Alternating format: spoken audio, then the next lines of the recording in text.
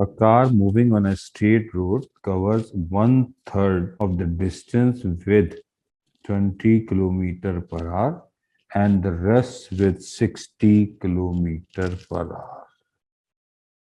Find the average speed is. तो अब average speed का फॉर्मूला हमारे पास होता है total distance divided by total time. ठीक है, तो कार मूव कर रही है one third of the distance 20 km/h, यानी पहला जो डिस्टेंस कवर हो रहा है, तो मान लें कि टोटल डिस्टेंस x है। तो पहली कंडीशन जो है, फर्स्ट कंडीशन में गिवन क्या है, डिस्टेंस गिवन है वन थर्ड। किसका वन थर्ड? टोटल का, तो one third of x। Speed given है 20 km/h। ठीक, तो स्पीड का बेसिक फॉर्मूला हमारे पास, speed equal to distance over time. तो अगर हम यहाँ से टाइम कैलकुलेट करना चाहें तो हमारा फॉर्मूला बनेगा डिस्टेंस ओवर स्पीड। तो फर्स्ट कंडीशन में distance one third of x है, स्पीड 20 किलोमीटर है, तो पहला इंटरवल यानी t1 time for first condition equal to distance 1/3x divided by 20। इसको अगर आप सिंप्लीफाई करें तो टोटल हमारे पास जो t1 का जो टाइम आ जाएगा वो 1/x/3 यानी x/60। क्योंकि किलोमीटर पर आवर है तो पर आवर में। सेकंड कंडीशन हमारे पास थी, second condition distance remaining, rest distance है, टोटल डिस्टेंस x है, तो रिमेनिंग डिस्टेंस होगा x minus one third of x and this is equal to LCM लेने के बाद 2/3 of x and speed equal to 60 km/h। तो हमारे पास जो सेकंड कंडीशन का जो टाइम जिसे t2 कह लें, तो this is 2/3x distance divided by speed 60। तो t2 is equal to 2x by 3 into 60। Simplify कर लें, कैंसिल आउट हो जाएगा, तो x/90।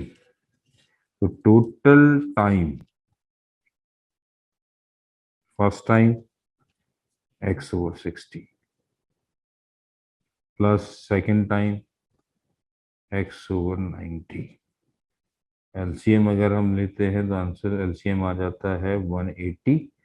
60 time 3 equal to 180, this is 3x plus 2x and this is equal to 5x over 180। 5 on the 5, 5 3 the 5 is the 30, this is equal to x over 36। Now we find the total average speed, the total distance over total time। तो total distance हमारे पास x, ठीक, and total time x/36।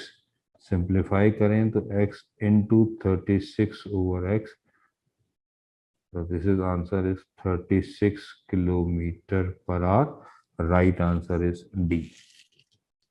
If the displacement of particle is directly proportional to the square of time, first कर लें displacement x है, proportionality sign, square of time this is equal to s डालेगा t square, नन particle moves है। तो देखें अब option में सारी चीजें एक्सेलरेशन दी गई, इस वक्त हम डिस्प्लेसमेंट में है, तो पहले वेलोसिटी कैसे निकालें। अगर मैं यहाँ ये करूँ s equal to sign of proportion हटाता हूँ तो कोई ना कोई कांस्टेंट आता है, this is k is called constant of proportionality कह लेते हैं।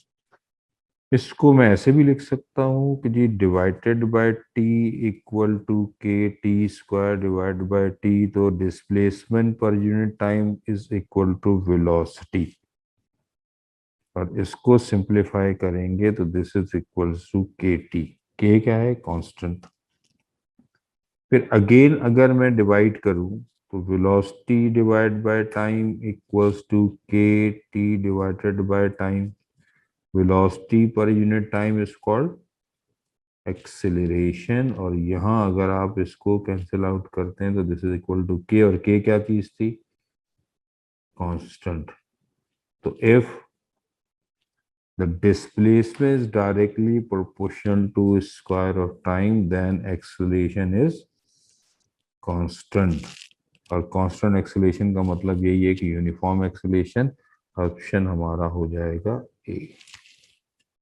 अ particle start from rest, its acceleration varies time is shown, यानी आपको एक एक्सेलरेशन टाइम ग्राफ गिवन है और हमें फाइंड द मैक्सिमम स्पीड। तो याद रखें अगर एक्सेलरेशन टाइम ग्राफ गिवन हो और आपसे स्पीड या वेलोसिटी पूछी जाए तो हम जो ग्राफ गया हुआ है उसका एरिया फाइंड करेंगे। अब यहाँ देखें तो ये हमारे पास एक राइट एंगल ट्राइंगल है, क्योंकि एक्स और वाई के दरमियान जो एंगल होता है वो 90 डिग्री है। तो दिस इज, ये वैल्यू 11 है, ये 10 है, ये 90 है, और एरिया ऑफ ट्राइंगल, जब भी याद रखिए एक्सेलरेशन टाइम ग्राफ है, वेलोसिटी या स्पीड पूछी है तो आप एरिया बता दें। अब area of triangle half base into height, तो 1/2 इंटू 11 इंटू 10, सिंप्लीफाई करें, this is equals to 55। Right answer is B.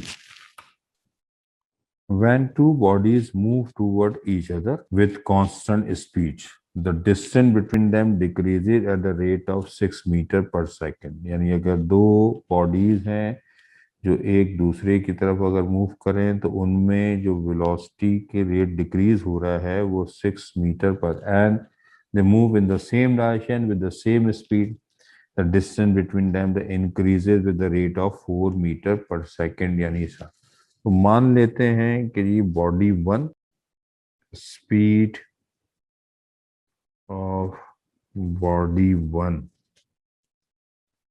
उसको ले लेता हूं v1, speed of body 2, this is equal to v2। According to first condition हमारे पास पहली condition ये है कि the body move towards to each other, तो इसका मतलब ये हुआ कि v1 plus v2 equal to 6 given है, and the body moves in the same direction, तो v1 minus v2 equal to 4। मान लें कि जी v1 is greater than v2 है, ये अजम्पशन।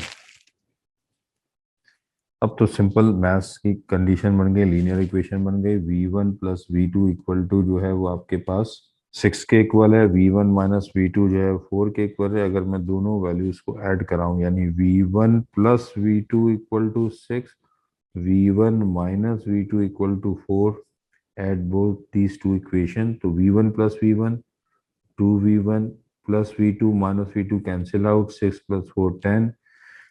सिंप्लीफिकेशन अगर करूं तो v1 की वैल्यू 5 मीटर पर सेकेंड हो गई, और अगर v1 आ गया किसी भी इक्वेशन में यूज कर लें, फर्स्ट में कर लेते हैं, तो 5 plus v2 equal to 6, v2 is equal to 6 minus 5, this is equal to 1 metre per second.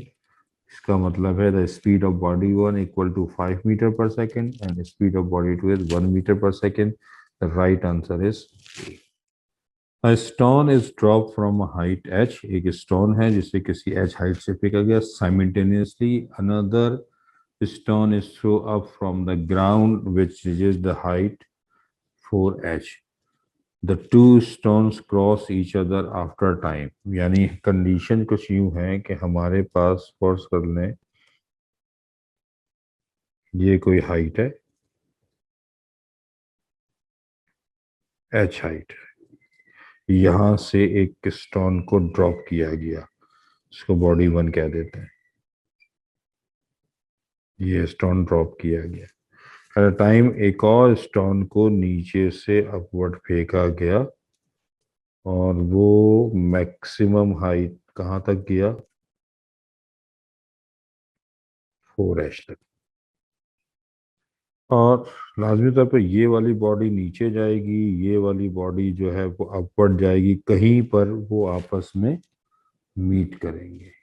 तो पहले अगर कंडीशंस हम पहले देखते हैं तो पहले ये उलट कर लेते हैं कि ये वो पॉइंट है जिस पर दोनों बॉडी आपस में क्या कर रही हैं, मीट कर रही है या इंटरसेक्ट कर रही है या क्रॉस कर रही है, यानी क्रॉसिंग पॉइंट. दो बॉडी हमारे पास है, एक बॉडी 1 एक बॉडी 2. तो बॉडी 1 की इंफॉर्मेशन ये है, ड्रॉप है तो उसकी इनिशियल वेलोसिटी वी कह लें या यू कह लें 0. डाउनवर्ड है तो ए इक्वल टू जी. नीचे आ रहा होगा फर्स्ट करंट टाइम को हम कह देते हैं, जो इंटरसेक्शन पॉइंट है या क्रॉसिंग टाइम है उसको टी कह देते हैं. ठीक है. डिस्टेंस जो ट्रेवल कर रहा होगा वो यहां से यहां तक, उसको मैं एक्स मान लेता हूं. ये समझ ले कि लेट एक्स कौन सा डिस्टेंस, यहां से यहां तक का जो डिस्टेंस है इसे एक्स कर लिया. तो second equation of motion use की जाए, s is equal to u t plus half a t square. तो x is equal to 0 time t plus 1/2 g t square. तो इक्वेशन हमारे पास आ गई बॉडी 1 की, x is equal to half g t square. ये body 1 की speed आ गई. अब बॉडी 2 के बारे में अगर इंफॉर्मेशन देखी जाए तो वो नीचे से अपवर्ड कह गया, मैक्सिमम हाइट उसकी जो दी गई थी वो 4h थी. ये उसकी इनिशियल वेलोसिटी अपवर्ड है. अगर उसका डेटा देखा जाए बॉडी 2 का तो मैक्सिमम हाइट 4h, अपवर्ड जा रही है तो एक्सेलरेशन -g होगा. और ये जरूर पता है कि जी मैक्सिमम हाइट पर उसकी फाइनल वेलोसिटी क्या हो जाएगी, 0. इनिशियल वेलोसिटी यू हमें नहीं पता, तो पहला ये काम करते हैं. Third equation motion 2as is equal to v square minus u square से इनिशियल वेलोसिटी फाइंड करते हैं. 2 टाइम्स माइनस ए की जगह पे -g, इसकी जगह पे 4h, 0 minus u square -8gh equal to minus u square. Cancellation, u square equal to 8gh. Now u is equal to square root of 8gh. यानी body 2 जो है इनिशियल वेलोसिटी रेडिकल 8gh से upward जाती है. तो अब ये वो पॉइंट है कि जिस पॉइंट को हमने क्रॉसिंग लिया था तो टाइम टू टी लगा. हाइट क्योंकि यहाँ x ली गई थी तो ये जो डिस्टेंस होगा यहाँ लिख देते हैं for crossing point. Initial velocity पता है, अपवर्ड जा रही है ये पता है, डिस्टेंस अब ले लेते हैं इसका, s is equal to h minus x. तो यहाँ पर भी अगर, और टाइम हमारे पास होगा t, तो सेकंड इक्वेशन मोशन s की जगह पे h minus x, initial velocity radical 8gh into T, फिर ऊपर है तो माइनस की वजह से -12 gt स्क्वायर. ये इक्वेशन बन जाएगी। नेगेटिव इसकी वजह से आया। ये इक्वेशन 2 हमारे पास है h minus x is radical 8gh into T minus half H, जबकि इक्वेशन ये हमें टाइम निकालना। तो अगर मैं इन दोनों इक्वेशन को ऐड करूं, ऐड इक्वेशन 1 एंड 2, इक्वेशन 2 ये रही, इक्वेशन 1 ये रही। तो इन दोनों इक्वेशन को अगर ऐड किया जाए तो h minus X equal to under root 8ght minus 1/2 gt², x is equal to half gt²। तो प्लस कर रहे हैं तो plus X minus X cancel, h आएगा, half gt² minus half gt² cancel, तो radical 8gh into T. Time find करना है, ये चीज मल्टीप्लाई और इधर के डिवाइड, इस ये रूट में है, ये रूट, मैं इसको ऐसे लिख सकता हूँ रेडिकल h इंटू एच, और ये डिवाइड में आ जाएगा तो radical 8gh equal to T. तो अब अगर आप इसको एक ही रूट में रख लें तो एस एच कैंसिल हो जाएगा, तो फाइनल आंसर हमारा t is equal to radical, ये वाले ऐसे ये कैच कैंसिल, तो ऊपर h divided by 8g। The crossing time, intersecting time हमारे पास होगा square root h over 8g, यानी right answer is B. The speed with which a ball should be thrown down so that it bounces 10 meter high than its original level, assuming no energy loss is striking the ground. तो ऐसी condition में देखें, बहुत simple condition है कि distance हमें दे दिया गया है 10 मीटर, हमें फाइंड करनी है स्पीड। तो फेंकी गई है किस तरीके से, तो ड्रॉप है, थ्रो डाउन, तो मान लेते हैं कि जी फाइनल वेलोसिटी v कर ले, इनिशियल वेलोसिटी 0, a की वैल्यू यानी g, और this is equal to 10 metre per second square. 9.8 है sir. Third equation of motion use कर u। तो थर्ड इक्वेशन ऑफ मोशन हमारे पास 2as is equal to v square minus u square, 2 times a की जगह पर g यानी 10sb, हमारे पास 10v स्क्वायर माइनस 0 का स्क्वायर, तो 2 times 10 into 10 equal to v square, taking root on both sides, radical 2 into 10 into 10। तो answer हमारे पास जो बनता है v is equal to 10 into 10, ये बाहर आ गया, रेडिकल 2 1.41 समथिंग, तो v इज इक्वल टू 14.1। तो अप्रोक्सीमेशन हमारे पास जो बनता है वो answer B is the right answer. Starting from rest and moving with constant acceleration, a body covers a certain distance in time t।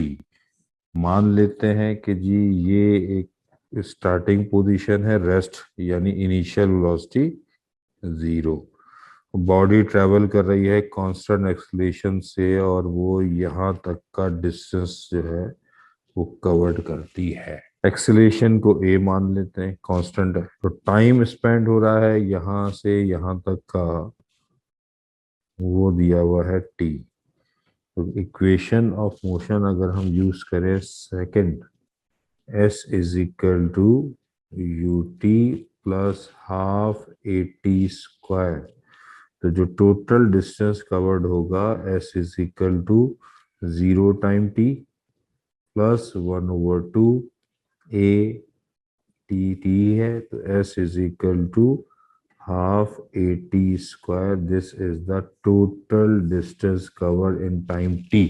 फिर आपसे कहता है if cover the second half of the distance in time, यानी वो second half, ये वाला जो distance है सेकेंड हाफ का, यहाँ से यहाँ तक का ये टाइम हमें फाइंड करना है। सेकेंड हाफ मान लें कि भाई हाफ ही है, हाफ ऑफ द डिस्टेंस, इसका टाइम फाइंड करना है।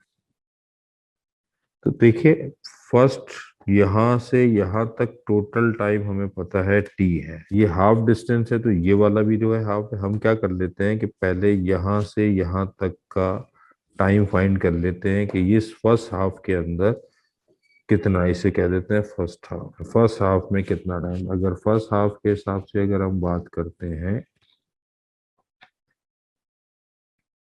तो हमारे पास डेटा होगा इनिशियल वेलोसिटी 0, एक्सेलरेशन a है, और फर्स्ट हाफ के लिए जो टाइम हम ले लेते हैं उसको मैं कह देता हूँ t1। याद रखिए हमें निकालना है सेकेंड हाफ का टाइम फर्स्ट हाफ के। अब अगर इसका फॉर्मूला यूज किया जाए फर्स्ट हाफ के लिए, डिस्टेंस हमारे पास है हाफ ऑफ s, तो अगर कैलकुलेशन यूज की जाए फर्स्ट हाफ की तो s is equal to ut plus half at²। s हमारे पास दिया हुआ है 1/2s u0 plus 1/2 a time की जगह पे t1² आ गया। तो वैल्यू आ गई 1/2s equals to 1/2 a t1²। Half से हाफ क्या हो जाएगा कैंसिल, s हमारे पास तो देखें तो ये इक्वेशन पहले से मौजूद है, तो s की जगह पर यूज कर ले 1/2 a t² equals to a t1²। s की जगह पे याद रखिएगा ये वैल्यू यूज होगी। ए से ए कैंसिल, तो टाइम 1² यानी फर्स्ट हाफ का जो टाइम है वो half of t², taking root on both sides, t1², 1/2 t²। तो t1 इक्वल टू 1/2 t के बराबर फर्स्ट हाफ का टाइम। और क्वेश्चन में हमसे पूछा गया था कि जी सेकंड हाफ का टाइम निकालना है, लिहाजा सेकंड हाफ का टाइम अगर हम फाइंड करने जाएं तो time is equal to total time minus t1 time.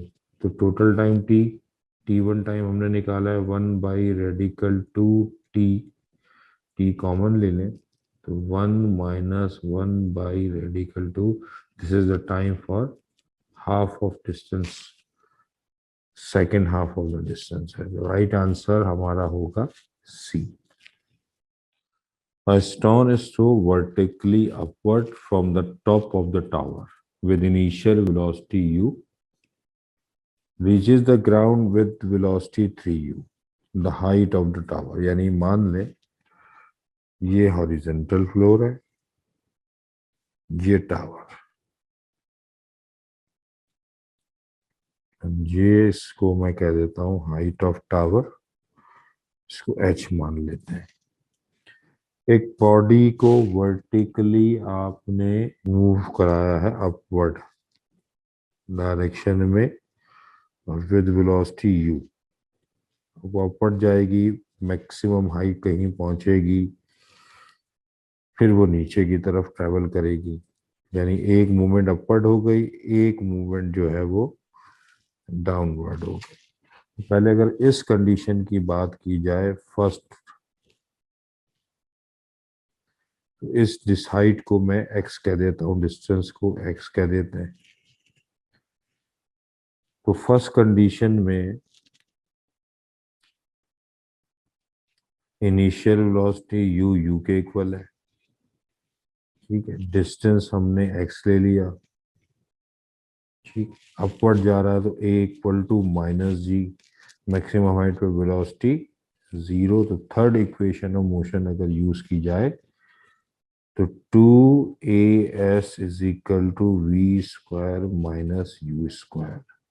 Value अगर मैं यहाँ यूज करूँ 2 a की जगह पर माइनस जी, s की जगह पर x equal to 0² minus u², -2gx is equal to minus u², negative से negative cancel, and the value of x is equal to u² over 2g। X की डिस्टेंस हमें निकालनी है। अब सेकंड कंडीशन की अगर हम बात करते हैं, सेकंड कंडीशन पर जो इनिशियल वेलोसिटी होगी वो 0 होगी, फाइनल वेलोसिटी होगी v is equal to 3u u given है, और जो डिस्टेंस होगा s is equal to h plus x। तो अकॉर्डिंग टू सेकंड कंडीशन में जो थीटा हमारे पास आएगा, initial velocity 0, distance h plus x, acceleration g के इक्वल है, फाइनल वेलोसिटी हमारे पास 3u, तो फॉर्मूला होगा 2 a की जगह पर g, h की जगह पर h plus x is equal to final velocity 3u whole square minus 0 square. तो 2g times h plus x equals to 9u square. 2g multiply हो तो जाके डिवाइड हो जाएगा, तो h plus x equal to 9u square divided by 2g।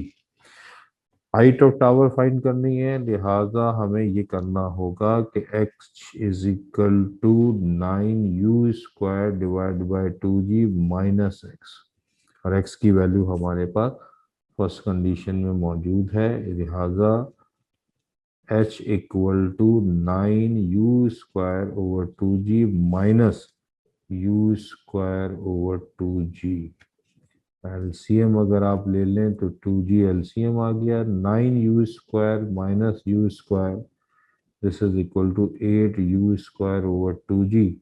Simplify करें तो 4u square over g। The right answer is B। A body starts from rest with uniform acceleration. If the velocity after n second is v, then its displacement in the last 2 seconds है। तो पहले तो देखें कि acceleration constant, rest है तो initial velocity 0, ठीक है। Velocity after n second, time n दिया हुआ है, वेलोसिटी v को v ही ले लेते हैं। तो अगर मैं यहां से first equation of motion use करूं, v is equal to u plus 80, तो v की जगह पर v, u 0, एक्सेलरेशन को हमने a लिया हुआ है, टाइम हमें n दिया हुआ है, तो यहां से एक्सेलरेशन की वैल्यू आ जाएगी v डिवाइडेड बाय n, ठीक है। अब यूनिफॉर्म एक्सेलरेशन है तो ये अब एक कांस्टेंट वैल्यू है। अब वो कह रहा है हमसे कि जी then it displacement in last 2 second है, यानी लास्ट 2 सेकेंड का मतलब, यानी ये अगर मैं रेस्ट से स्टार्ट करता हूँ और बॉडी ट्रैवल करते करते करते करते यहाँ तक, यानी एंड टाइम तक, टाइम जो है वो एन है तो पहुंचती है, तो लास्ट 2 सेकेंड में डिस्टेंस कितना ट्रैवल होगा, यानी ये वाला जो डिस्टेंस है ये पता करना। तो एक काम करते हैं हम पहले कि अगर ये लास्ट 2 सेकेंड है तो पहले 2 सेकेंड के अंदर अगर मैं देखूं, ये ले लेता हूँ फर्स्ट कंडीशन। तो फर्स्ट कंडीशन में अगर हम बात करें तो इनिशियल वेलोसिटी 0, टाइम हमारे पास हो जाएगा, टोटल टाइम n था, ये 2 सेकेंड की बात हुई थी, तो ये हम कह देंगे n-2, ठीक है। डिस्टेंस फाइंड करते हैं, तो अगर डिस्टेंस फाइंड किया जाए फर्स्ट n-2 सेकेंड का, तो s is equal to u t plus half AT square. तो s हमें पता करना है, u 0 है, प्लस टाइम भी 0 ही हो जाएगा, मल्टीप्लाई करेंगे तो 1/2 a की जगह पे लिख देता हूँ मैं v ओवर n, टाइम की जगह पे मैं यूज करता हूँ यहाँ पर n-2 होल स्क्वायर। तो s is equal to v divided by 2n into N minus two whole square. ये फॉर्मूला बन गया हमारे पास ए माइनस बी का होल स्क्वायर, यानी N square minus two A B होता है, टू टू ज़ा four into N plus square of two four. ये first N minus two second का टाइम। अच्छा, टोटल डिस्टेंस निकालने के लिए, टोटल डिस्टेंस का मतलब फॉर एन टाइम के लिए, तो एस इक्वल टू यू तो जीरो ही था, plus one upon two a की जगह पर v over n into n square. तो टोटल डिस्टेंस हमारे पास आ जाएगा v divided by two n into n square. अब क्वेश्चन में कंडीशन ये थी कि हमें फाइंड करना है the distance travel into last 2 second. तो हमने क्या किया है कि टोटल डिस्टेंस फाइंड कर लिया और first n minus two distance, तो डिस्टेंस लास्ट 2 सेकेंड डिस्टेंस क्या करेंगे, टोटल में से, टोटल क्या है v n square over two n में से माइनस कर देंगे first N minus two second, यानी N square minus four n plus four. Common ले लें, v over two n common आ गया, एन स्क्वायर ब्रैकेट ओपन करें minus n square plus four n minus four N square से n square cancel, v divided by two n, four n minus four, four common ले लें, remaining value n minus one, two से ये cancel. So the distance traveled in the last 2 seconds, 2v n minus 1 divided by n. The right answer is A. A body released from the top of a tower of height h takes time t to reach that ground, यानी पूरा जमीन तक आने में उसका time t लगता है। At time t over 2 its height from the ground was, यानी ग्राउंड से टाइम, यानी अगर मान ले कि ये हाइट है टावर की और उसकी टोटल हाइट h के बराबर है और यहाँ से यहाँ तक पहुँचने में उसे टाइम t लगता है, यहाँ से रिलीज किया गया यानी u0। तो कह रहा है कि t is equal to time, अगर t इक्वल टू हाफ यानी 1/2 हो जाए तो ग्राउंड से उसकी डिस्टेंस कितना होगा। तो पहले तो हम ये डिस्टेंस निकालते हैं कि इतने टाइम में वो डिस्टेंस कितना ट्रैवल करेगा, इसको x मान लेते हैं। सॉल्व अगर करते हैं गिवन कंडीशन से, तो इनिशियल वेलोसिटी 0, टाइम हमें दिया हुआ है 1/2 t, ए हमारे पास g ले लेते हैं। तो डिस्टेंस का फॉर्मूला हमारे पास होता है x is equal to u t plus half a t square. तो x is equal to 0 plus 1/2 a की जगह g और t तो 1/2 t whole square. x is equal to 1/2 g into 1/4 t square. Simplify करेंगे तो 1/8 g t square. फिलहाल ये equation बना लें। ठीक है, चीज है टोटल टाइम। अगर टोटल टाइम के हवाले से बात की जाए, total time T, total distance h, तो इसमें अगर फर्स्ट सेकंड कंडीशन लगा जाए, डिस्टेंस h हो गया, initial velocity 0, 1/2 g t square. तो h की वैल्यू हमारे पास आ रही है 1/2 जी टी स्क्वायर, ये हमारे पास। तो यहाँ से अगर टोटल टाइम निकाला जाए तो 2h/g इंटू टी स्क्वायर, ये वैल्यू निकलेगी। इसे यूज करें इन इक्वेशन 1 में,